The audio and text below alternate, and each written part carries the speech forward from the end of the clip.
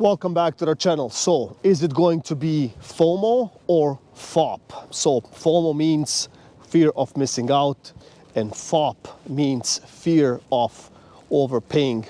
I would like to talk to you about different scenarios that might happen in the future of 2025. Also, I would like to discuss, obviously, the interest rates and all the elements that are actually against us at this point, right? And one of major impacts that could actually hit our economy is the unemployment. So let's get right into the video. All right, so as mentioned before, everybody seems to be kind of divided when it comes to the future and our outlook in Canadian economy. And some of us believe we are actually in a recession or we are heading into a heavy recession due to all these implementations that are currently happening. Things like, tariffs, huge impact. We don't know how it will impact us at this point. Also, the interest rates have been feathering down, and on March the 12th that just passed, we have seen interest rates actually go down a little bit further, which is good news. But is it really good news, right?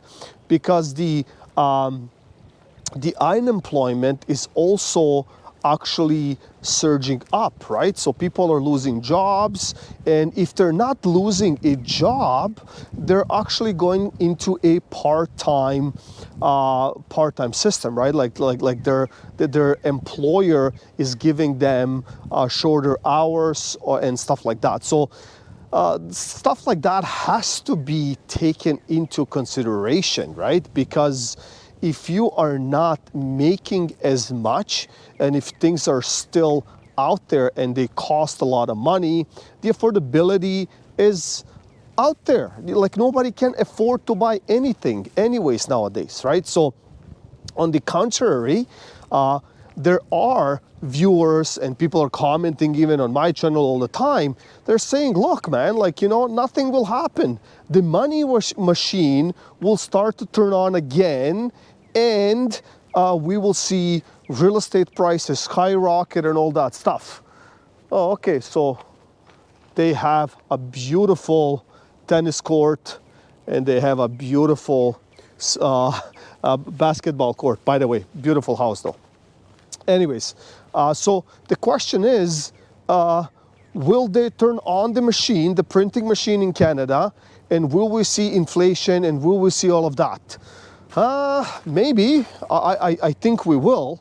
However, the times are a little bit different. So what do I mean by that? So what I mean is that the actual situation that we had during the pandemic in 2021 and 2022 and all of that stuff, during that period of time, we were literally in a bubble of that particular emergency rate cut situation. However, we didn't have other elements that were impacting us like they did today. So yes, they did kind of save the real estate market, and yes, the prices went up, and yes, they were cutting rates left, right, and center, right, by the minute during the pandemic, and they did turn on the printing money machine, and yes, it was crazy, but we went through a period of FOMO, fear of missing out, and it was clear. And because of that aspect and that situation, we saw prices increase like crazy, right? If you went through it and all of that stuff, what you were going through if you were purchasing a property or whatnot, right? So you know what that was all about, right? And money was cheap, and for some odd reason, and I cannot decipher that part, everyone believed that it will remain like that for a long time. So I don't know where everyone got that statement that interest rates will remain in the low ones and it will remain like that forever, right? So now, speaking to people with a FOP, right, fear of overpaying. overpaying. That's another term, right? So a lot of people, including the banks, right? They're having this issue, right? Like people don't want to overpay. They feel it is over expensive. Real estate is overinflated and is very expensive. The banks are being very lenient, like they're being very careful lending out money. And if you have been in a process like that recently, you'll know, because they might send an appraisal. They might send 2 appraisals, right? If the closing date is far out, right? And we had a situation not too long ago, right? Like we had one appraisal and then they wanted to do another appraisal because the closing date was far out, right? And why would they do that? I mean, why would they do that? If we're doing fine, why would they do that? Well, simple answer is that they are worried about the actual price, right? And they have to make sure that the price, it's market value, what we have sold for, and that the particular buyer doesn't have to top up, because if the appraisal comes in softer, obviously they would have to top up in order to close, right? So more and more I hear that I don't want to overpay. It's too expensive.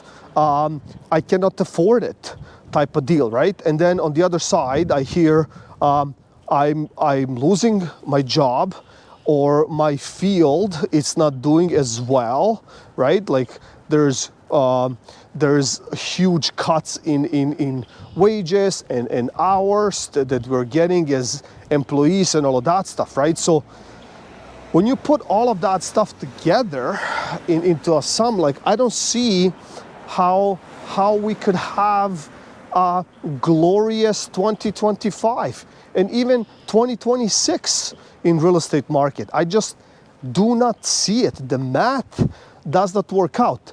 And even if they do, and they might, and they probably will, turn on that money-making machine, the government has to, right? And they have to keep lowering these bank interest rates in order for to ignite that real estate, right? So everything will happen at the same time, right?